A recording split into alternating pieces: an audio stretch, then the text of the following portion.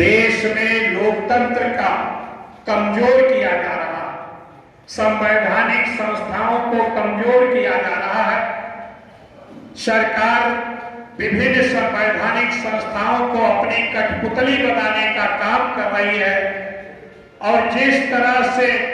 तानाशाही की तरफ भारतीय जनता पार्टी की सरकार बढ़ रही है,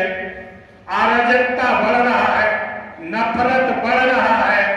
लोकतंत्र कमजोर किया जा रहा है,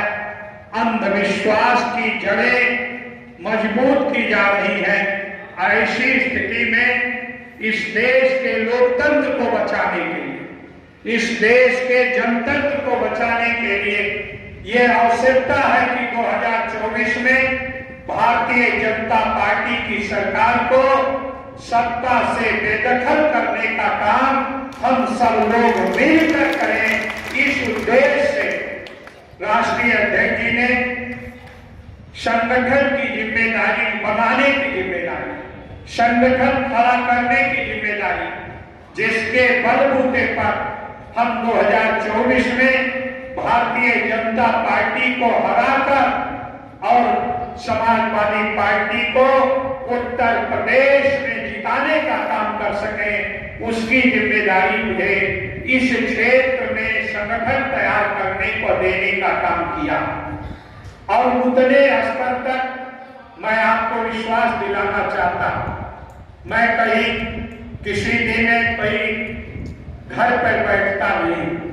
प्रत्येक दिन मैं स्वयं क्षेत्र में रहता हूं और बूथ की कमेटी बनाने का काम मैं स्वयं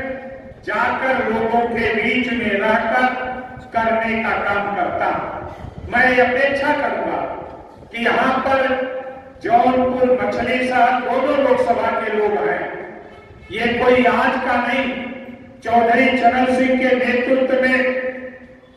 हमेशा इन लोगों ने सहयोग करने का काम किया और 1980 में भी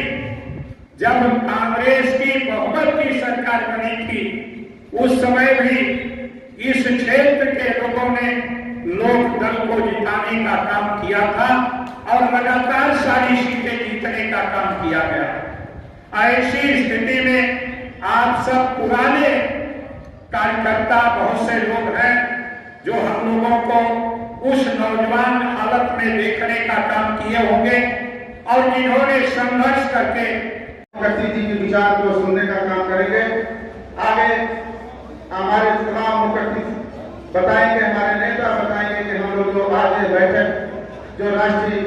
नेतृत्व के निर्देश पर माननीय राष्ट्रीय अध्यक्ष अखिलेश यादव जी के निर्देश पर बूथ गठन के लिए जो आज यहाँ बैठक बुलाई गई है, बूथ स्तर की जो हमारा गठन है वह किस तरह से किया जाए उसका दिशा निर्देश हमारे मुखर्जी जी देंगे। और एक निवेदन करना चाहता हूँ साथी हाथ जोड़कर, बहुत से बड़े साथी हमारे यहाँ हैं लेकिन संस्कार विहीन हम लोग होते जा रहे हैं। हम लोग माल्यार्पण करें और वहाँ माल्यार्पण में बातें करनी हो, यह संस्कार विहीन है। हमको आपको अपने आचरण को सुधारना पड़ेगा। हम कार्यकर्ता है पार्टी के, हम अपने मुख्य अतिथि को कौन संदेश आपको जब करते हैं,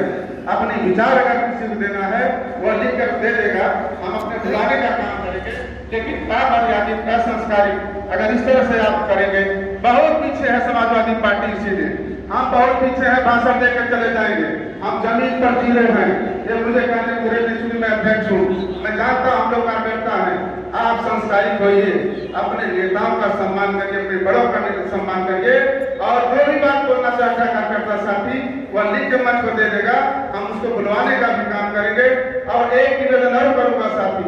मंच पर जो भी साथी आएगा, जो हमारा नेता आएगा, केवल अध्यक्ष मुखर्जी का नाम लेकर के सीधी अपनी बात रखेगा तो ज्यादा से ज्यादा लोगों को हम विचार ले सकते हैं। अगर वो अपना भाषण में सबका संबोधन करना शुरू कर देगा तो हम वहीं को रोक देंगे, दूसरे बुलाने का भी काम नहीं करेंगे। इन्हीं चंद बातों के साथ